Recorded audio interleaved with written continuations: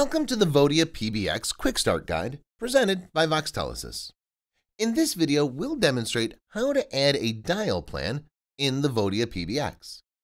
A dial plan helps to determine how an incoming call is routed.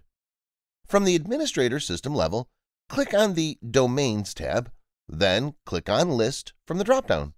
From here, click on your domain. Click on the Trunks tab, then click on Dial Plans from the dropdown. Click on Add to create a dial plan. For the name of your dial plan, enter Voxtelesys_DP. Click on Create when you're finished. Click on your dial plan to start editing. Next, we're going to add agents.